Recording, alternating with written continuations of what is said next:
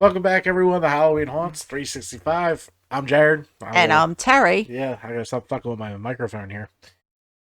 I Leave him cursed already. alone. I've been trying to lay low with that. Oh well, I failed. Guys, we have a special interview for you today. This is gonna be a fun show. We've been trying to do this for a while, but things happen, life happens. But today we have Mike, who is responsible for one of the coolest backdrops at the East Coast Hunters Convention. Mike, how are you doing tonight? Doing pretty good. Doing pretty good. Yeah, we've been trying to do this for a while now, and hey, you know what? Life gets in the way. East Coast, man, you built a monster, so I understand why we took our time getting to this. Oh yeah, It was so cool. there you go. Yeah, it was a huge labor of love for that, especially because the castle's been gone now for 22 years. Um, you still can't go down to Wildwood without everybody looking at that area and being like, "Man, I wish it was still there." And to hear all the different stories on our Facebook group and Facebook page, the web page, and everything. It's just been like the cries for it are still out there for the castle to come back. And um, there's a lot of things I've learned in the past couple of years too. Why it's never come back.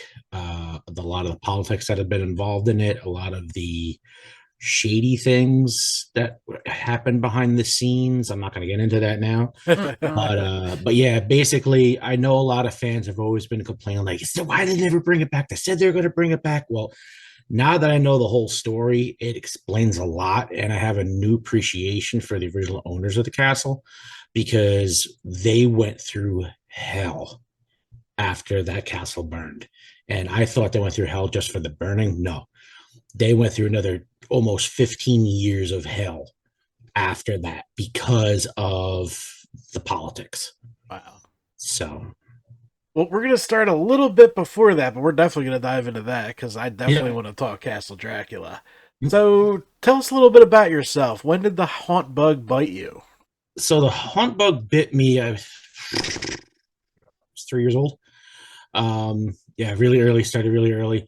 Um, the whole reason why I even got into it was my dad was he had a coworker of his that was actually from Romania, and his family were the caretakers of Sigisowata Castle, which is where Vlad the Impaler was born.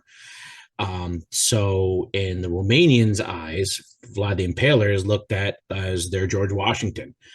He did a lot for the Romanian people, well, Wallachian people, and Paul Serbo would tell me all about Vlad Sepish and everything else. And then from going to Wildwood all the years and always seeing the castle, I was like, oh, wait a minute. So Vlad the Impaler is Vlad Dracula, Count Dracula. So all of a sudden, I wasn't afraid of it. So I was like thinking big impending castle. I was like, okay. So I got into it that way, loved it.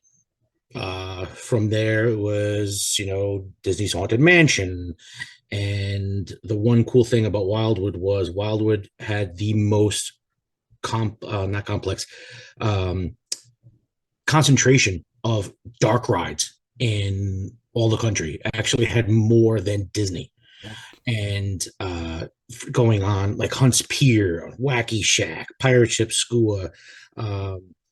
Let's see, there were so many that were down there throughout the years, and I would go on all of them. I wasn't afraid of them, and I started thinking like, oh, let's do something for Halloween. And my dad got really into it. My dad was like, okay, let's start, decorating up the house and everything in the front.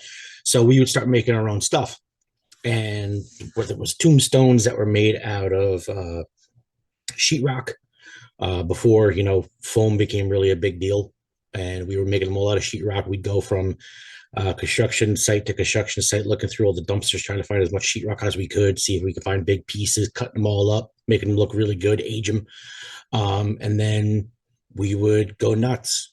every year we'd scare the snot out of all the neighbors, and then some of the neighbors' houses they get involved in it too. They would try to make the bigger scares, and we turn around and be like, "Well, let's see if your house is as loud as ours this year." So I got into it that way, and then we did that for years. Then my parents got divorced when I was 11. But I kept going with it because our house was always the scariest in the town. So I kept at it, even though my dad wasn't there. I'd do it all by myself. And then eventually it actually turned into an actual haunted attraction. I never charged anything because I had to have an entertainer's license. But once it became of age that I could start, working myself, I was saving up money and working at Party City and Halloween Adventure and Spirit Halloween. So next thing you know, it's like, oh, here's your paycheck. Okay, here you go. Now I want all my stuff. Yeah. It's kind of like I'm working, but here you go, 25% off. Give it to me. So, but yeah, and I would look at all the magazines and everything, and I'd see distortions. I would see frightcatalog.com, which they're all gone now. There were so many, and all the different catalogs that they would bring back from Trans World and IAPA, and I loved it. And my goal was always to kind of work at Castle Dracula when I was old enough. And being raised by a single mom, you could start working there when you're 16. Well, she wasn't okay with that because with me being in North Jersey, 2.5 hours away, she's just kind of like, I don't want you going down there by yourself. And I was like, well, you can come with me, but I'm like, well, it's not gonna stop me. She's like, nope, you got to do it when you're 18. I was like, come on, really? So summers would come and go. I was like, okay, I gotta wait 2 years. So next summer goes, okay, 17, let's go, one more year. Then the burning happened, and that was the year I turned 18. So that got taken from me. So from that point on, it became my mission. Like, okay, well, I'm going to take my haunt and I'm going to basically make it based on Castle Dracula, and then I'm going to keep going with it. So we did. Used to average anywhere between 800 to 1,000 people. It was a one night only on Halloween. I built elaborate scenes. I had 15 different scenes in it. It was all outdoors of my house. I had over 40 actors. I did all the makeup on everybody. I did all the scenes well in advance. And then I even had 12-foot tall castle gates. So, yeah. And then I just been in it ever since, and I can keep going, but I'm not going to bore everybody with all the rest of it. But yeah, in a nutshell, that was practically how I got into all of it. But a lot of it is centered mostly on, the influence Castle has had on me. Yeah. That's cool. Yeah. Tell us about Thanatos Productions, because I love that website. And as soon as I'm off this workman's comp garbage, I got a mug I got to buy. There you go. So Thanatos Productions started about 5 years ago. Originally, we owned another company called HD Halloween that we started back in 2017. And we had to close that down because unfortunately one of our business partners was taking lots of money and not paying me and my other business partner. So we had to close that down, but I had made Thanatos the mascot for that company. I was working with Immortal Masks with George and with Andrew Freeman. And we put Thanatos together at Transworld on the actual Transworld floor. I saw their Deacon mask that they did, and they did a fantastic job with it. And I had actually asked Michelle Freeman, and I said to her, I was like, can I turn around and do a couple, little things here and there? She said, yeah, sure. And then I was working with Alana Rose Shapiro. She was part of them at the time. She was on Face Off. I didn't know at the time, but Alana and I were working back and forth and all Trans World. I was like, I want this, I want that, I want this. So came up with the whole concept of the character of Thanatos. And I was like, okay, I'm going to go home. I'm going to make the whole outfit for him, because my whole thing was I wanted something that nobody has had as a mascot before. Like, yes, people have had the Grim Reaper, they've had skeletons, they've had pumpkins and stuff like that. But I was like, no, I want the god of death. I want the Greek god of death. I want Thanatos. I wanted to make him gnarly, so I gave him a really cool backstory on him. And I would go from show to show, and people would line up to take photos with him immediately. We did a test. The first time I ever did a show with him was at New Jersey HorrorCon in Woodbridge, New Jersey. At the time, hasn't been there in a very long time. But as soon as it came out, people were just coming over. We want pictures with him. Guy's great. And I, bring my octaves down. I start doing my voices. So when we shut down HD Halloween, I said to my one business partner that stayed with me, I said, what if we just call it Thanatos Productions? Everybody knows me as Thanatos, so why don't we just call Thanatos Productions? And I was just like, okay. And when we shut down HD Halloween, I made sure that I cleared it all with George. And he's like, look, listen, you're the one that did the character. That's all you. So we're going to make sure that HD Halloween can't, if he was to try to come back, they can't use it anymore. You're a Thanatos. That's it. So I was like, good. Okay, fine. And even, if you look on George's website, on Immortal Masks website too, you don't even really see that same style that Thanatos has either anymore, because he's got all the blood and everything. And he's got the nice, cool, gnarly fangs. But I played him for years. And then when we started doing this business, it was more like, I kind of want to start going into more character stuff. And we went with Thanatos, and I started getting bored with Thanatos actually by myself. So I was kind of like, I want to do more. So I got approached by a company, a local group, Bergen County's first all girls Boy Scout troop. That's a mouthful. And it was a bunch of girls that basically turned around and like, we don't want to do the girly stuff. We want to do the guy stuff. We want to go camping. We want to do this. We want to do that. We want to do like all the really cool stuff. So they wanted to put together a fundraiser. We actually started a haunt from it, Ravenscroft Manor. And then from there, I ended up, Thanatos was actually the mascot for that first year, but then I had to turn around and actually make Ravenscroft the person, which is why at East Coast Haunters, I was dressed the way I was, because that was the character I created for our haunt, the Baron Ravenscroft. So I turned to my one buddy, Bobby, who I had done a couple of photos with. And I said, look, instead of me and you being, fighting off and you fighting Thanatos, how about you become Thanatos for me? So this way I could do the Baron, you do Thanatos, and we could actually coexist. He's just kind of like, all right, I like that idea. Let's do it. So Bobby's a very imposing person too. He's got about 5 or 6 inches height on me, and just it worked out really well. And that's the Thanatos himself story.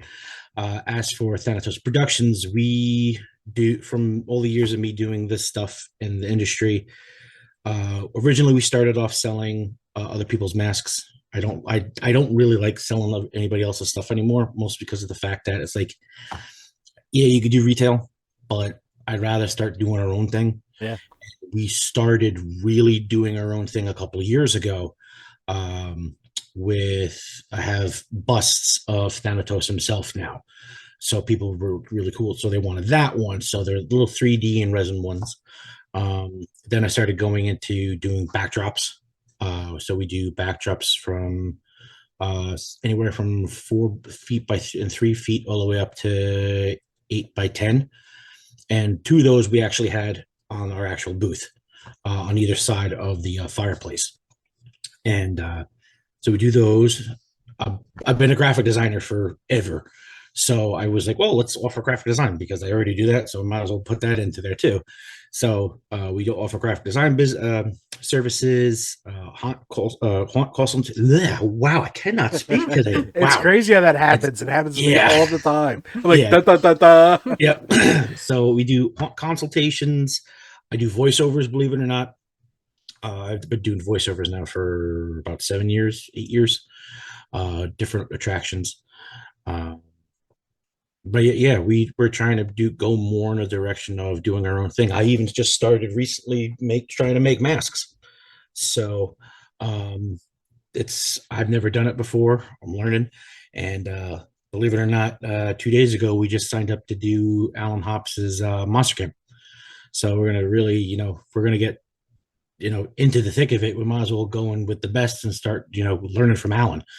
So, but yeah, we're trying to do our own thing now. Trying to do a lot of things that you don't normally see out in the industry, because you could see clowns so you're blue in the face. You could start seeing Freddy Krueger and all the other stuff, and you always see zombies, but like let's start getting into stuff that you don't really see. Like I was coming from like the eldritch stuff, like very Lovecraftian kind of things, and we saw how much people loved it at our haunt, and they're just kind of like, wow, like we never seen Lovecraft in a haunt before, and seeing all the tentacles and the nasty monsters and the fish people, and they're just kind of like, yeah, this is really cool. Like, why hasn't anyone done this before? I was like, oh, maybe we're onto something.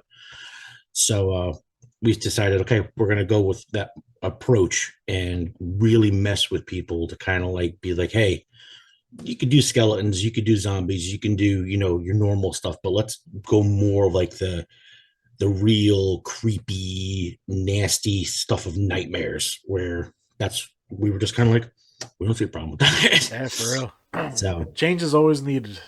oh yeah. Oh yeah. I mean, I've been doing this for so many years where you can usually turn around in a haunt and be like, oh, that came from that person. Oh, that came from that company. Oh, I remember when they made that 20 years ago. I can't believe they still have that. So I was just like, yeah, I want to do something new.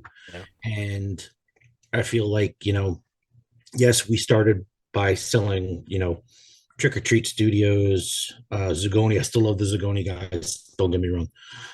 My first mask was, believe it or not, from Zagoni. And then the other one was from Elusive Concepts. Their White Dragon. That or was it? Was it Elusive Concepts? Mario Chiodo, whichever one of them. I know it probably was both, but yeah, it was. I still hold a place in my heart for the old school guys, but at the same time, it's just kind of like I take the old school and bring it with a little bit more new. So, but yeah, I try to offer as much as I can. I mean, like I said, with between the graphic design, the voiceovers, we just got into doing our own soundtracks. Um, for like Ravenscroft Manor, it's entirely like our own soundtrack. I have my own guy that I work with, Will. He's fantastic. He does stuff for video games and Minecraft, Microsoft, a whole bunch of other clientele that he's got. And he and I started about 3 years ago, really working on the Ravenscroft stuff, and everybody loved it. So we're just like, what if we get into starting to do the soundtracks? Because you go through the business now, and you could turn around and you hear, oh well, that's Midnight Syndicate, or hey, that's Nox Arcana, and you start like hearing the same thing over and over and over again. So I'm just kind of like, let's go for our own thing. Yeah, and at the East Coast, there was only one booth for soundtracks. If you notice that, Mm-hmm. yeah. I don't know how much you got to walk the floor. You guys were very busy. Oh yeah, no, we were very busy. To be honest, I kept saying to myself, I was like, oh, God, I gotta walk around. I want to see what's out there. And we were, the second that we got in that building to start building, we were in there literally until Rich had to kick us out, both Thursday and Friday. To the point where on Friday they actually shut the lights off on us. Oh, geez. So, and I kept saying to myself, what am I gonna do? There's still so much to do. So they're just like, no, you can come in early. You can come in around like 7:30 in the morning, turn everything on. I'm like, okay, good. So it was an event, and yours was definitely the spectacle of the event. You saw it as soon as you walked in. Yep. And I was in a wheelchair. I broke my ankle. Oh man, I'm sorry. I've been fighting recovery for that. So she was wheeling me around that. I'm like, all right, let's go buy Castle Dracula again. A, I want to look at it. B, I want to video it. C, I want to see if Mike's talking to anyone. There's like, you couldn't even get close to like inside there with a wheelchair. I'm like, go, Mike, have fun. That was awesome. There's so many people crowded around. Oh yeah, no, it was a lot of fun, and it was a lot better than I expected, because I knew so many people from the group, from the page, that said they wanted to come see it. And then there were the people that had no idea. And the people that had no idea hit them harder than the people that already knew we were there. Because there were people there. There was actually 3 different former employees that showed up. Had no idea that it was even there because they're not on Facebook or anything. And they showed up. They're like, "Oh my god! Like we didn't realize like, there was going to be a booth." And it's like, well, yeah, because why not? Yeah. It's Philadelphia. Wildwood is Philadelphia's playground, and there's like might as well have some kind of representation. And that's when everybody started telling us all their stories. And as much as I was just like, "Oh my god, I'm not selling a thing," and my crew's just kind of like, "No, you keep talking. We're gonna sell." You start talking to all the fans. You start talking to all the former employees because you're the one that's got it on your head. So you might as well, you take care of them. We'll take care of everything else. I'm like, okay. I'm like, I just want to, I don't want to take myself away from the floor. There's like, no. You keep doing your thing. You keep doing your thing. I'm like, okay. And you sold some shit because that Brigantine poster went. Oh, yeah. I was eyeing that bad boy early. We, believe it or not, I kept saying to my guys before we left, I was like, I want to make sure that I don't overpack everything. That if there's like, I was afraid because I wasn't sure what it was going to be like. Nobody did. Yeah. And I had been talking for years. We'd actually put a show together a couple of years ago in Connecticut. It was called the New England Haunt Show or New England Haunt Fest, something like that, that we had right outside of Fright Haven. And that was our first vending job as Thanatos Productions. And we were hoping that it was going to be a big turnout. It really wasn't because it was put together like really, really fast. And then COVID happened, and that kind of put the kibosh on that one. But the guy who started that actually was in talks with Jen. And Jen had said, like, well, we're actually thinking about coming out the East Coast. And, if it's really going to be as lucrative as we think, there's like, maybe we just keep it with East Coast haunters. So I know myself and a couple of others that were trying to keep in touch. We're just kind of like, let's do something. And finally, last year when Jen and Rich announced it, we're just kind of like, yes, this is going to be great. And then in the back of my head, I'm thinking like, well, I remember when HauntCon was there and it wasn't that great. And then I remember when they did something in Atlantic City and that wasn't that great. What do you mean? That show was awesome. Yeah, we were pressed for that show. And if you wanted to buy some Halloween party supplies, that was the place. Yeah. No, I know. And the funny thing was that I had fortunately had a death in the family, which was why I wasn't even able to. I was originally going to vend at the one in Atlantic City. Yeah. And I had to pull out of that one last minute. I was talking with Matt over at Dusk Productions. And I was like, oh, how'd the show go? And he's just like, dude. They were the only ones there. Like haunt related. I mean, there was, blacklight companies and maybe one like backdrop company, but it wasn't haunt related. It was just like kind of like the tile guys that were at East Coast. Like they can do haunt stuff, but it wasn't their niche. Yeah. But I remember that show. I spent most of it outside talking to the guys from Bloodshed because there was nothing to do inside. I think Bloodshed was actually the closest haunt to there at the time. Yeah, well, Night of Terror would have been closer. Night of Terror, yeah. But I know Bloodshed does a lot with New Jersey HorrorCon too, so I wasn't surprised when they were there either. Yeah. So they got a nice following. Yeah, they're awesome. They've supported us for the last 9 years, and nice. Yeah, we continue to support them. We actually have a live show coming from their Hatchet House in August. Oh, nice, cool. Yeah, it's gonna be a good time. Fun. Oh, that's the first time I announced this on here. Hey guys, August we got a live show. And no, I think we talked about it. Oh yeah. All right, so what did you think of the first Trans World show for East Coast? I was blown away of how good it was. It was. Now I've been to the Midwest. I've been to Trans World. Now, you can't really compare both of them, but in terms of people, this blew Midwest out of the water. I've gone to Midwest 5 or 6 times. The last year that they were in Ohio, and since they've moved over to Chicago again, I've never seen so many people. I've never seen so many vendors busy, running out of product. That's unheard of. And just from the second that door opened till the second that that door closed, even after the door closed, they were still trying to push people out of there on Saturday. I couldn't believe it. Saturday was, guys, when you guys watched my video, that was all Sunday footage because I could not get that on Saturday. There were Saturday so many people. Was every vendor was 3 rows deep.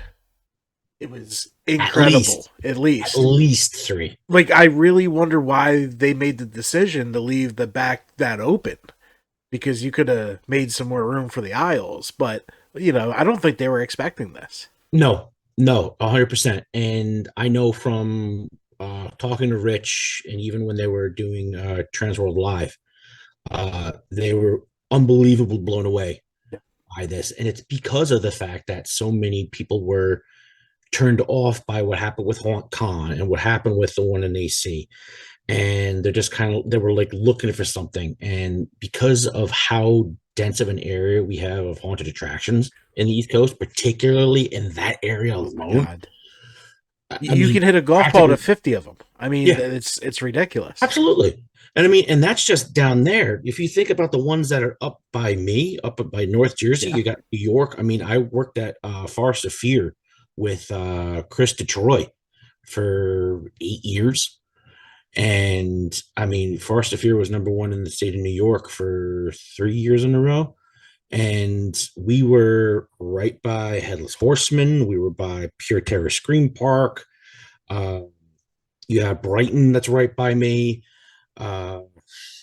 Geez, what else? I mean, there's so many. And then when, of course, I started Ravensgrove Manor, but I'm not counting that one only because of the fact that that's only when I'm able to have the thing pop up. And I'm hoping it'll be back this year. Okay. I'm keeping my fingers crossed. But right now, my biggest priority right now is just everything with Thanatos Productions and with Castle Dracula. But I'm hoping that by 2025, I might have one heck of a haunted attraction together. Nice. So, but I don't, it's not all set in stone yet, but I'm trying to work on one heck of a haunt that, if it all goes well, this one's going to be a shocker to this area. But yeah, I don't want to spill too much of that. No, that's fine. No. Keep your secrets. Yeah, no, trust me. I don't want anybody to feel like they're in trouble or anything else like that, or feel threatened, because the area that I'm looking at right now, I know there's nothing there, and it's a very, very, very big area and room for a heck of a lot of attractions. So, yep. Oh, I love plans. Mm-hmm. Yeah. As you heard, also, Transworld has already booked the B section of Oaks for next year. So we're going to have double the space. Yep, we are. I was talking to Rich about that on that Sunday.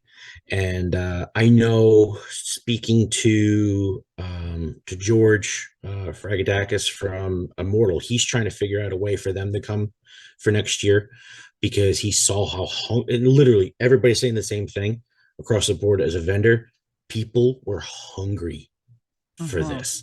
Like, it was unreal. The amount of stuff that people were buying, the fact that Ghost Ride sold out of almost everything that they brought that weekend was insane. The fact that, George walked in there, he's like, I cannot believe how many people are here. I can't believe how many people are buying stuff. They see me. But a lot of them too, which we thought was really interesting, a lot of people had no idea who most of these people were. The big players.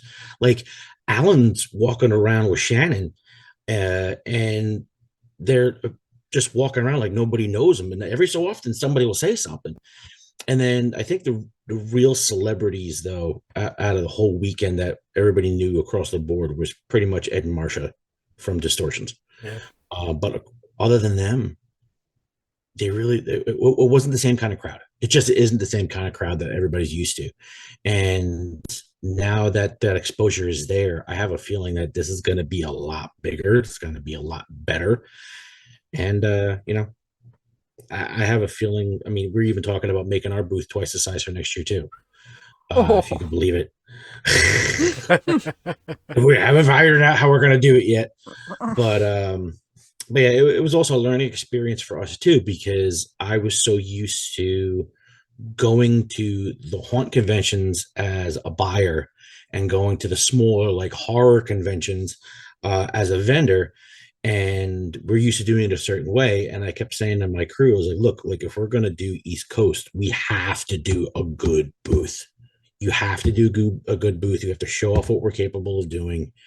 We're not just, do our backdrops and put a couple of our stuff out. It's just kind of like, no, let's do it the right way. And instead of trying to do it as just Thanatos Productions, I was just like, you know what? Let's incorporate Castle Dracula with it, because one of the things I do about that is, and that actually started out as a hobby. Many years ago, I was just doing the posters just for fun. And I was like, yeah, let me put it on the website, see what happens with it. It blew up into its own thing. It literally took into its own animal. And I kept going with it. And now the reason why we make so much Castle Dracula stuff is because so many people are like, can you make this? Can you make that? And then finally somebody said, can you make the soundtrack? I was like, let me make a couple phone calls.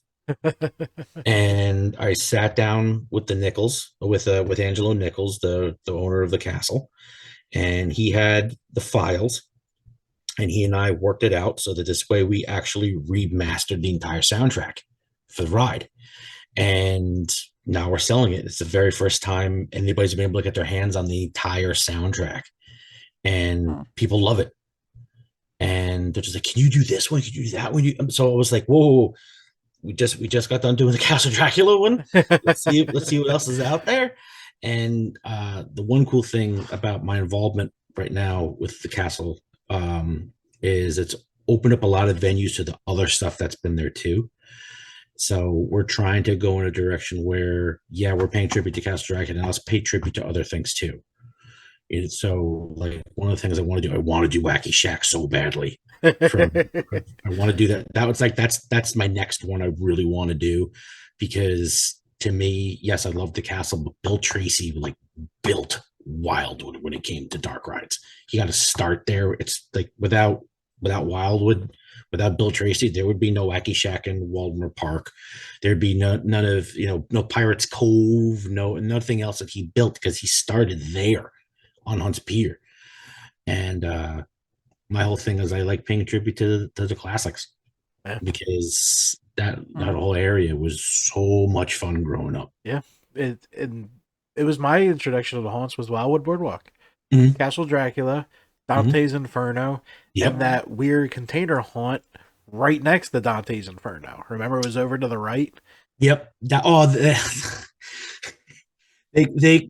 The castle staff, believe it or not, the Castle Dracula staff worked there part-time too. They used to call that the container of terror. Okay. Or was the container terror, RV terror, something like that. But they basically said that it was just, it was literally a shipping container. It was. That's all it was. Yeah. Yeah. And it had like a 70s house. Like, yep. Yeah. Mm-hmm. Yeah, I got pictures of my 5-year-old dumbass waiting in line. Yeah. There was so much down there. I mean, even the stunts that were down there too. I mean, look at Golden Nugget on Hunts Pier too. Yeah. That was my first roller coaster indoor dark ride, and it was insane. And it was a shame that it was closed for so many years, but believe it or not, when Dick Noble from Noble's Amusement Park over in Pennsylvania, when he bought it, what he did with it, turning it into the Black Diamond Mine, oh my God. We went on it last year, believe it or not, a year ago, from East Coast Haunters, which is why a lot of people from the Daffy organization. You ever heard of Daffy before? Yep. So Daffy goes to Nobles that same weekend every year, and it just so happened that the same weekend as East Coast, Daffy wasn't there, which is why I tried to have Daffy stuff in my booth, so that this way Daffy kind of was still there. But I know when I was talking to Rick about it, he was like, I wish it wasn't this weekend, because this is Noble's opening weekend. I was like, what can you do? But when we went on Black Diamond, and I was bringing my kids in it for the first time. I I think we went on that 10 times in a row Mhm. because my kids couldn't get enough of it. And They the have cool thing a was, instead of it being a golden mine, it was based on oh my God, what's the name of the town in Pennsylvania? Um, it's based on Silent Hill. But Silent Hill is based off of it. oh shit. My God, why am I having a brain fart? I got the power of the internet right here. Hold please. Yeah, The internet. why am I'm like complete brain farting right now?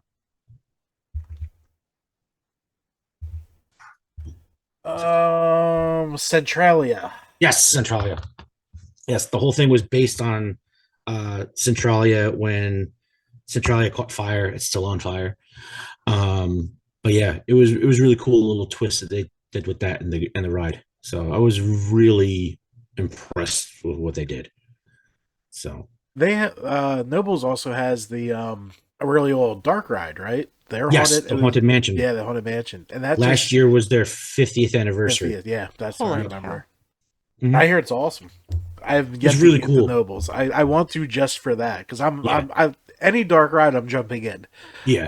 Frightland had one real old one, and I was like, I don't give a shit. I'm getting on it. And he went Mhm. in. There was static, maybe 3 static props, and a big work light that flashed in your face, and that was it. You Yeah. came right out, Yeah, that's old school. and I don't hate the reworks to what used to be Dante's Inferno. I forget the name of what they call it now, but Dante's Dungeon, Dungeon. Dungeon. they Yeah, call it now. yeah. Yeah, they brought in Halloween Productions back in the early 2000s to redo it because all the props that they had bought from between their collection that they had from the Maurice Haunted House, the shipping container, all the props they had in there, Hitchcock Manor, they all kind of held on to all those pieces and they started like putting it into Dante's. And at the time, like everything started breaking. They weren't really taking good care of it. So when they brought Halloween Productions in and they redid the whole ride, I was just kind of like, oh, okay, like this isn't so bad. Like, all right. But then it got to that point where even that was starting to get stale. So then they redid it again, and then they redid it again. And I know people were upset about the different facade that they were doing for Dante's Dungeon too. So when I went this past summer was probably one of the better iterations they've had. They actually had actors in it, but Oh, yeah, they old Dante's Inferno tried to do that. It wasn't great, but at least they tried. And then for a little bit they stopped doing it. But now they had at least 3 actors in there the last time I was in there. wow. I And remember it was pretty cool. I remember Dante's Inferno used to just slam that door open. Yes. They Yes. changed that. Yep. I missed the hell out of that. Yeah. Yeah, I think what had happened was on that particular piece, I think they used to break that door Oh yeah. because the last time that I went on there, it stopped that slam, and I know exactly what you're talking about because you anticipate that slam as you go through. But I have a feeling that they did that on purpose. They were just trying to, increase the longevity of that wall. It was almost like the old school whip it. Yes. Like the old Mhm. cars. You would just turn Yep. that corner, slam. It was awesome. Mm-hmm. God, I miss the gold days. Oh yeah. All right, before we go deeper into the old days, because I want to talk more about what you got going on with Castle Dracula coming up. Mhm. So what are some of your favorite haunts that you've attended around the area? All right. That's a tough one. I know. So, favorite haunts in the area? Where have you been? So, for the longest time, well, I mean, I still think that it sounds dorky, but I still love my Haunted Mansion from Disney. Um, I still think that that's one of my favorites of all time, but it's a ride. Now, you want to start going into walkthroughs.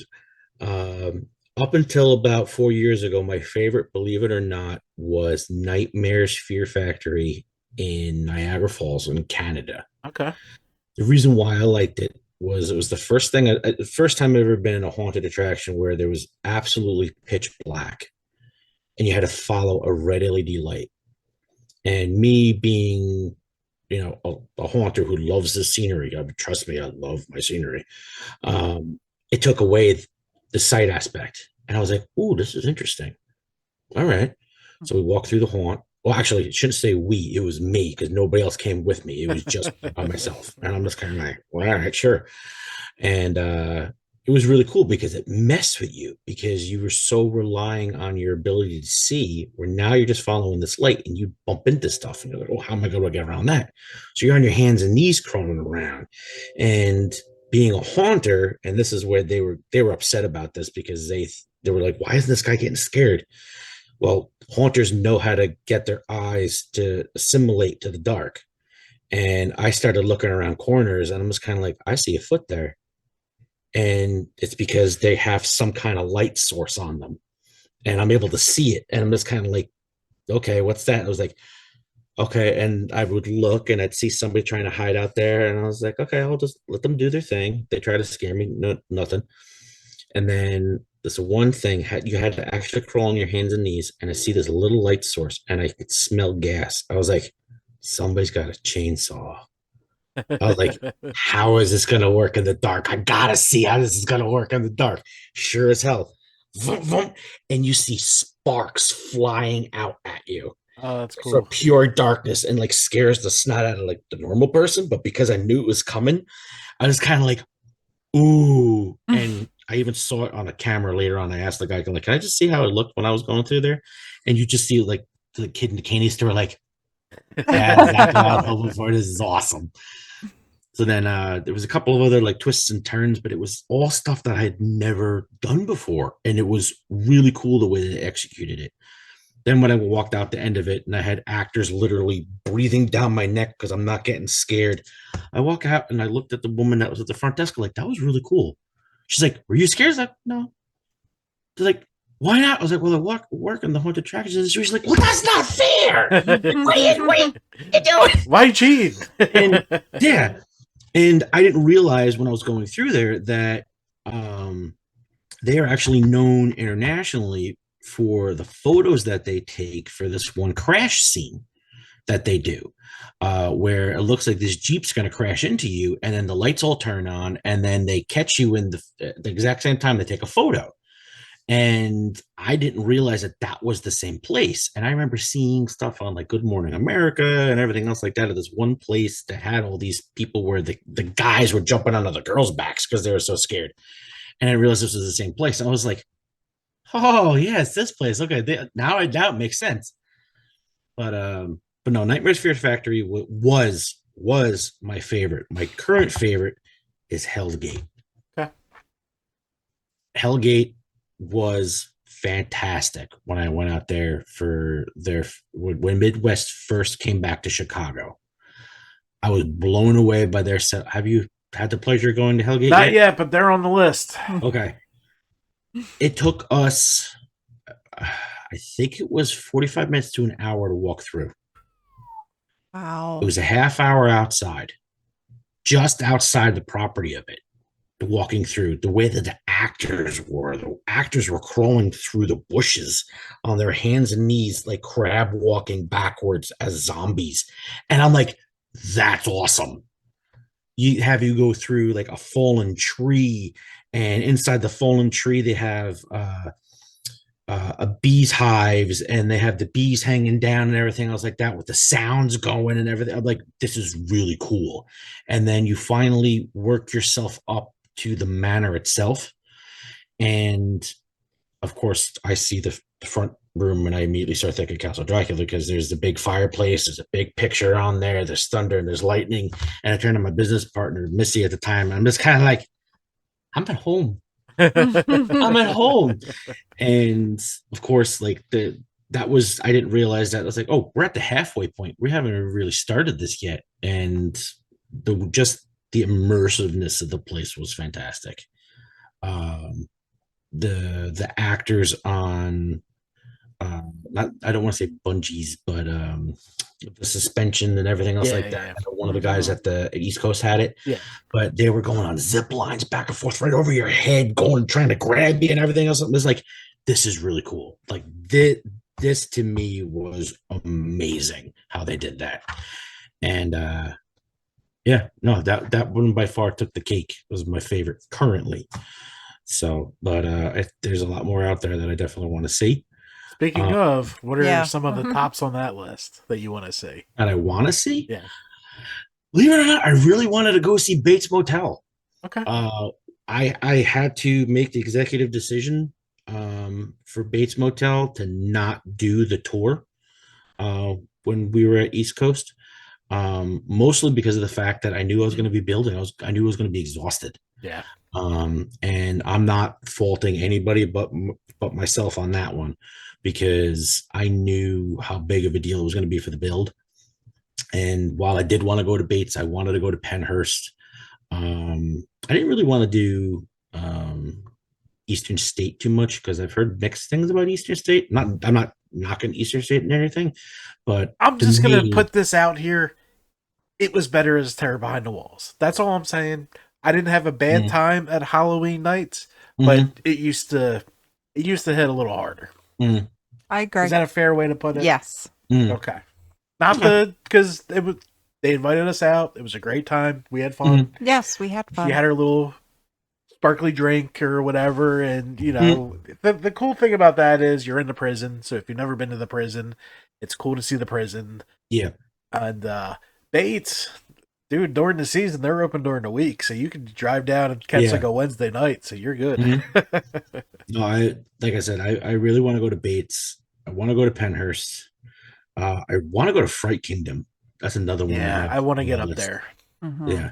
I really should Um, have did that when we went to Haunted Overload, but we I had to take her to Salem, so mhm. that was more important. And then we Mhm. had a behind the scenes tour of Haunted Overload, and that place is Oh yeah. gorgeous. Yeah. But no, that's I think that's the majority of the stuff that's on my immediate list that comes to mind. I do want to go to oh, what's the other one? I want to go to Netherworld. I got to get there too. I haven't had a chance to do Netherworld. I haven't done it. I haven't done the Darkness. I really want to do the Darkness. I want to go to another one. Infernum and Terra. Oh, I heard about that Oh, recently, actually. yeah. I met the owners at Midwest 5 years ago, and believe it or not, I actually did a backdrop for them for their wedding. They wanted a Princess Bride wedding, and I did a backdrop for them for their Princess Bride wedding. That's awesome. So, but no, their stuff looks pretty cool. But yeah, but being a haunter, it's tough because there are a lot of things you want to be able to see out there. Yeah, And when that season comes around, if you're haunting, nothing you really do. yeah. I know. We Um, we interview actors and owners a lot. I'm like, well, where do you want to get to? He's like, I'm not getting anywhere. I'm like, I know. yeah, yeah, I know. This past year was the first time I really didn't have a haunt to go to. I helped out this one and over by me in Montvale called Pantophobia, which was a hayride, and my son and I helped out there for a couple of nights, and it was pretty cool. It was different because I'd never worked a hayride before, but then again, when I'm in character, I'm fearless, and that's a sometimes that could be a downfall because I got myself a little hurt that first night because I jumped up onto it and I was like, okay, now I got to jump back off, and then apparently I didn't see there was a whole bunch of like planters to the side Ooh, Oh. and jumped down into the planters and fell, but because it was a darkness, nobody could see it except for my son. So my son, luckily, the Padawan has learned well. Uh, don't break character until the people are away. And all of a sudden he sees that they're out of the way and he goes like, "Oh my God, Dad, are you okay?" I was like, "I'm fine, don't worry about it." And like walking off, I'm just kind of like the adrenaline's like really going through. I'm just like, that really didn't hurt. And like by the time I got home that night, I'm like, "Oh my God, what did I do?" And one of the owners, Al, I said the next night, and he goes, "Are you okay?" I was like, "Hey, no, I'm fine. I'm good. I fell off a little bit, but I misjudged that jump. But we're gonna fix that for next time." It's wrapped up. We're good to go. Yeah, Where are we yeah. going? Oh yeah. So, but no, that was a lot of fun. But I tried taking my eldest son to Fright Fest. never again. Yeah. Yeah, we did that. I'm over that stuff, man. I That heard good things out of Hershey, but all the rest of them, I heard nothing but pain. Yeah, I mean, the days of Six Flags doing Fright Fest have. Yeah. It's not like it was in the '90s. The '90s was fantastic. It was awesome back then, and now it's no. Yeah. And We left before we even got done one year. We were like, all right, we waited all Yeah. day to do this. I'm leaving. What other Yeah. haunts open up here? yeah, really. I Oh think my- we it was did just 2. We did Yeah. 2 because there was no lines, and then we were like, yeah, we're leaving. Yep. And that was the thing Bad. too with my son and I. We were trying to do stuff, and by the time you got over to the line, you're sitting there for it's like, okay, well, is this the beginning? And then it wraps around as a whole other hour. I'm like, you can't do any of this. Now, granted, I will say this: have you done Halloween Horror Nights? Yes. Okay. Yes. Do you know the secret to be able to get all haunts done within an hour and a half? No. No. Oh, so there's a little secret that if you want to do Halloween Horror Nights and get all the haunts done within an hour and a half, you have to book yourself a reservation at the Irish pub at Universal Studios. Now, if you have your ticket, now granted, it's been a while since I've done this little hack, but if you have your tickets and everything, you can eat at the restaurant and not have to exit the park. So here's the fun little catch. You get done eating. Now Halloween Horror Nights has started. You're all the way in the back of the park. Everything is all open, and like everybody else who doesn't know what they're doing, they start hitting everything in the beginning first. They get on all the lines. You're already toward the back of the park. You can hit all the other ones first with no line. When we went, we did now out of the 8 haunts, we did 5 of them within the first 45 minutes. Wow. And we were done. So we started walking back towards the front of the park. We didn't do 2 of them because one of them was a 3.5-hour wait. And I was kind of like, no, I want to be able to get stuff done tonight. So went past that one. The other one was an asylum. And my wife doesn't really like those things. So we didn't do that one. And then we did Hades, was another one that year. And Hades was pretty cool because it looked like it was something straight out of Clash of the Titans. Okay. So, but everything else we got through. And if it wasn't for those other 2, like I said, I mean, one we chose because it was a 3.5 hour long line, and it was the very first one as soon as you walked in, and then the other one is the asylum one.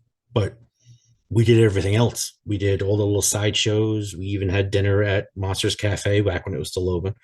R.I.P. so That sad. place was Yeah. great. Well, I can't wait for what they're going to do at Epic Universe. Oh, the Dark Universe, yeah. Yeah, that's gonna be. As soon as I heard that they were doing that, I was like, "Yeah, we're finally gonna get it. We're finally gonna get it." I hope so, man. I hope they don't screw this up.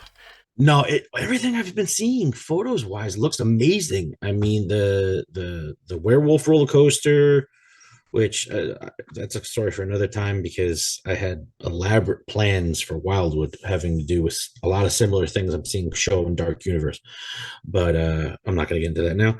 But you know, even the Frankenstein estate that they had there looks really cool that they're building. I'm not sure what they're doing for Dracula yet. I know he's there, but I know that they moved Frankenstein into Transylvania, which didn't make any sense, but I guess it's Universal will go with it. But yeah, everything that I've been seeing so far looks really, really cool that they're doing with it. And I think they're also going to try to make sure that they have that themed restaurant there. Yeah. So while it stinks that Monsters Cafe is closed and gone, let's see what happens with it. Maybe we'll get a full food restaurant instead of the cafe. Yeah. Yeah. That's a Yeah, Mhm. that'd be cool. time to go back to HHN, babe. I like HHN. It's just we have so many good ones at home that Mm. it really has to be like a movie lineup that I really want to walk through for us to spend the money. You know what I mean? Yeah, Like I hear you. I like the way they do their licenses. Mhm. So if I was them, I would do 10 licenses because Oh yeah. we have the unique at home. Hmm. Oh yeah. But let's get into Castle Dracula weekend before Okay. we wrap this up. Sure. So Castle Dracula Weekend is something that it was a little brainchild that we put together 2 years ago.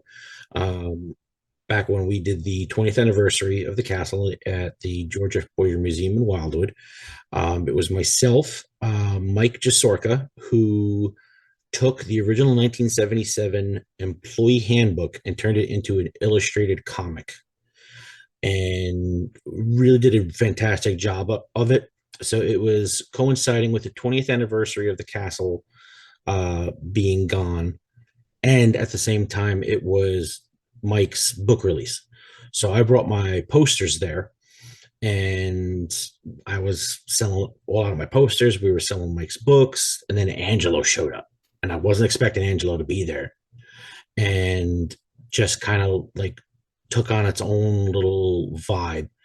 And when we all sat down and talked later on, and everybody, past employees, fans, the families of the fans, hearing from their parents and the family members of the employees that were no longer there, all paying homage to Angelo, the Nichols family, and just reliving all those memories to the point where you could see that in Angelo's eyes that he was still really hurt that the castle wasn't there anymore. And then he sat down with me, and we don't have enough time to go on about that conversation. But basically, Angelo realized how passionate I was about it. I realized how passionate Angelo still was about it. And he turns to me and goes, what would it take to bring the castle back now? And I was like, and there's a lot of naysayers out there. There's plenty of naysayers out there. Oh, you can never bring it back. It'll never be the same. Well, no, it won't be the same because it was built before the Haunted Castle fire. Yeah. So clearly, no, it won't be the same. But you can make it completely up to code now. And one of the things that I tried to do with my booth was I tried to build it in the old school way to show you, like, hey, you could still do this old school and still get away with it and still look cool. And one of the things that I was doing with the page and everything is showing my little, sneak peeks. A lot of people had turned to me and they said, well, what do you think about bringing your setup to Wildwood? I was like, well, what do you mean? They're like, well, you're gonna do this big setup in Philly. You should bring it to Wildwood. So this way, while we're in Wildwood, we should be able to enjoy it. I was kind of like, all right, let me see what I could do. So I reached out to the museum, and they said, yeah, no, let's do it because we've been doing stuff having related to the castle like the same weekend for the last 2 years. Let's make it official now. Let's make it like just a weekend just for the castle. Like, okay, let's do it. So, believe it or not, I actually have a meeting with them this Friday because we are going back and forth about the space. Because based on what happened at East Coast Haunters, I don't think there's enough space at the museum for this at all. And I'm not even talking from my booth standpoint. I'm talking about the amount of people. Yeah. Right. The group itself, not the group, the page for the event itself has over 1,000 people interested in it already, which has me scared because I know from being there for when we did the 20th anniversary, we had probably around 500 people in that not in the building at once. We had 500 people that went through that building that day, and it was insane. And it was only inside the building. So I'm making a suggestion to them to say, hey, let's take the parking lot, get a couple of really nice canopies. So this way we have plenty of room and try to do it there. Or my backup plan is I would love to see if I can either get it on the boardwalk and like a vacant spot. So this way it's indoors, it's out of the way, and I can close it at night and not have to worry about anybody messing with it. Or see if there's a possibility of getting inside the convention center or like a smaller room, so it's not like one of their big ones, but at least make it so that this way it's an enclosed space. There's plenty of room, plenty of people to enjoy it. And it's not like what we did 2 years ago. where it was just like the book, the posters, and you could look around. Um, Keith Shepard, who is an artist who redid the old billboard for Castle Dracula. He has the last remaining griffin from the castle drawbridge from the outside. The other one was destroyed because somebody tried to steal it after the fire. But Keith has the last remaining griffin. And Keith, the last time we did this, Keith brought it. So a lot of people got their opportunities to take pictures with it. I did myself because the last time I had been next to that thing was 20 years before, that last summer. So we had that on display. One of the other fans that were there, Jim Pauly, who, believe it or not, was actually in our booth all weekend for East Coast. He was our photographer. He actually has the chains of the drawbridge. That's cool. So he brought the chains with him. Another artist that was also at East Coast Haunters, Tony DeBartolis, he gifted me one of the spiders that he built for the dungeon boat ride for the spider attack scene, and gave it to me in person at the show. And I said to him, I was like, I love it and hate it at the same time. I love it because it's first piece of the castle somebody's gifted me, but I hate it because I'm like Indiana Jones, where I can't hold on to this. This needs to be enjoyed by everybody. It belongs in a museum. Belongs in a museum. Yeah. So now, I said Tony to Tony, DeBartolis, he had a booth there, right? He did. Okay. Yes. He actually is one of my favorite scare actors. Yes. He tortured us at Brighton Asylum, and I loved every second of it. Okay. He also went by the name of Barginus Reap. So if you look on the Castle Dracula site and on Castle Dracula's Facebook group, you'll see a lot of stuff, especially if you look on Google too, you'll see the sign off of Barginus Reap. And I didn't realize that that's who it is. And everybody's been asking for years, who is Barginus Reap? And he said that he'd introduced himself to me at East Coast Haunters. And I was like, all these years now, I finally know who you are. This is great. But believe it or not, hold on, I actually have the piece behind me, the spider. Oh, cool. Left it in a box because I wanted to make sure it didn't get broken when we left. So the spider. But what I'm going to do is with it, I am going to take the spider. It's okay. Nobody touch it. So he gifted me the spider, and I'm actually going to make its own display in the museum for it, because I do not want, anybody to be able to touch it.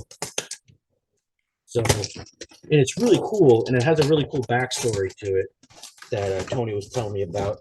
The legs are made of the PVC pipes that were underneath Long Branch Haunted Mansion. Oh, wow. Fire. So he saved the PVC and he turned it into this. Wow. Oh, wow. And this is actually one of the spiders that he made for the attack scene. That's amazing. So it is really cool. And of course, it's made old school. Right. So, and that was one cool thing that Tony did, was he definitely kept with the old school vibes with this stuff. Yeah. So, but he's going to get his own little display at the museum, and I'll have that at the Castle Dracula weekend too. And Tony, we have not forgot about you. I know you watch the shows. We love you, and we'll have you on very soon. Yeah, Tony's cool. Tony's very cool. But yeah, for that weekend, I'm working with a couple of other artists to try to get them there. I know Sean Tollner from Morbid Monstrosities. I might have him there as well. He's also a fan of the castle. I'm going to be talking to a lot of the employees. We're going to try to do some panels with former employees, with some fans, with Angelo Nichols himself, with the guys from Dark in the Park. They did a fantastic job. Yes. Bill and Seth, I'm still talking to them. I want to work that out so this way we could do it, but I would love to do like a showing with them, with just doing commentary. which is one of the things I talked to Bill about. I'm not sure if Bill talked to Seth about it yet. But I want to do that. And then we're going to do some, I'm going to think it's going to be that Saturday. We're going to do a costume contest to see who can do the best iteration of the characters from the castle. And then I'm personally doing a small exhibit where I take the paintings that I redid, and instead of making them look like the paintings that were in the actual attraction, I'm redoing them for actors that passed away. I'm going to be redoing Dracula, and that's going to be Steve Rocco, who passed away on New Year's Eve this past year. His fiance actually came and introduced herself at East Coast Haunters, and appreciated everything that we were doing trying to keep the castle alive. So she'll have that. His daughter Amber, I said that I was going to have that painting ready for her for the memorial that they're going to do the end of this month or beginning of next month. But all the different actors are going to redo it to pay homage to them. And then the really cool thing I'm trying to do is I'm trying to get a computer and scanner. So this way everybody could bring their old photos of the castle that they have. I could scan them in high res, have it all logged, and in any kind of retouching, which here comes a graphic designer, I'll retouch all the photos and everything else like that. Everybody will get their own credits. And I'm hoping that I'll be able to I'll turn it into a book and be able to have not only our documentary that we're also shooting right now, but we're also hoping to turn it into a book as well. So anything that didn't make it into the final cut of our documentary, we put it into the book. So everybody who brings the photos can be able to share it. I try to do a lot of things for the employees right now, because the fans can do lots of stuff just to relive it all. But the employees is where I really want to get the most done for, because lives were changed dramatically from that castle in terms of the employees. Families were made in there. Yep. Huge relationships were made there. And one of the things I've been telling, I told them even at East Coast Haunters, if it wasn't for you guys, we wouldn't have the memories of that castle. And I tell them all the time on our group, I tell them all the time in the conversations, without you guys, there wouldn't be a castle. You guys made the memories that we have. And I want to try to do anything I can in my power to give back to them. And I have a couple of surprises in store, not only for them for some of the things I'm planning, but if this one surprise comes around for the fans, it's going to be very hard to not see Castle Dracula Wildwood anymore. So I want to save that surprise. So save that one. That sounds like a good one. Yeah, if all goes well, I have a meeting with the Wildwood Boardwalk Committee, not this Wednesday, but the Wednesday after. I have to go down for a physical meeting with them. I said to Bill from Dark in the Park, I'm not letting the castle go away, and I know a lot of people don't want it to go away either. And for the amount of support that we saw at East Coast, it's still there. It's still alive and well. And I'm going to do everything in my power to keep it around. Awesome. Amen. Yeah. Oh, that was a good episode. Yes. Do you have a weekend set yet? Good question. Yes, we do. It's going to be August 9th and 10th. It's a Friday and Saturday. If we end up moving the location from the museum, it'll probably be Saturday, Sunday. But I'm not going to know until I have my meeting with the museum this coming up Friday. So if I can figure out a way to make it so this way it could be 3 days, I'll do it. But as of right now, it's Friday, Saturday, because the museum is closed on Sundays. Right. So, but it'll be from 10 a.m. to 3 p.m. Both those days. Friday will be more or less like the slower day of it because people will still be coming down. So the bigger events that are going to happen are probably going to be on that Saturday. And then if we can, I would love to try to do something for that night, like a dinner or something else like that. To try to, to give everybody their due, get something afterwards. I know I'm going to be bringing my family, my business partners are bringing theirs, just because we want to be able to enjoy the weekend as well. I learned some things about the setup from East Coast, so it was more or less a something to be prepared for when we bring it down to Wildwood. But that being said, if it's outdoors, it's not going to be as big. It's not going to be as tall. Right. Because elements wise, it's going to just knock the whole thing down. But to supplement that, I have, like I said, there's a bunch of surprises I'm working on right now for it. You'd be surprised how much of the castle stuff has survived. And luckily, I know the people who have the things that have survived. And there'll be a lot of recreations that will be made from old molds that haven't been done since 1977. That'll be at this. It'll be the first time these things have been around since the fire. But yeah, I don't want to divulge too much because I want to be able to keep the surprises. Right. Definitely. That's cool. I want to definitely thank you for coming on. We like to cover a lot of haunt history. We've done segments on the castle, not as good as Dark as the Park, because that was fantastic.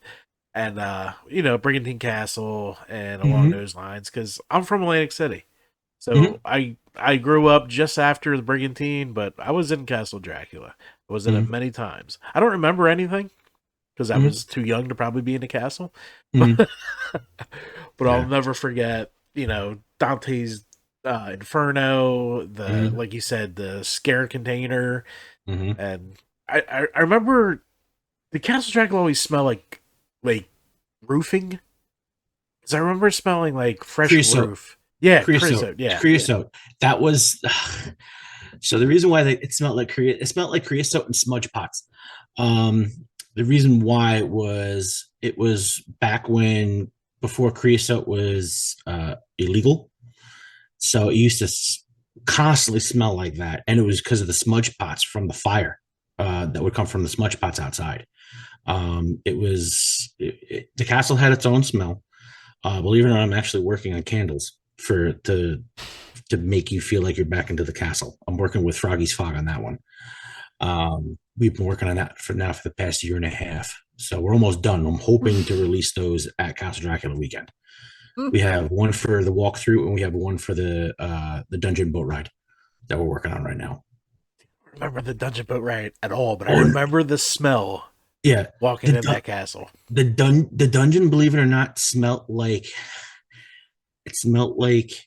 the creosote, but it smelled like a mixture of chlorine with a little bit of mildew and this old man cologne. And it was really interesting how it smelled downstairs, but it had a completely different smell downstairs than it did upstairs. Upstairs, you could almost smell the air conditioning at the same time because it had that nice dankiness to it. And because upstairs was always so freaking cold, but it was because of it being a black castle in the middle of the summer. They had to make sure it was ice cold in there. Yeah.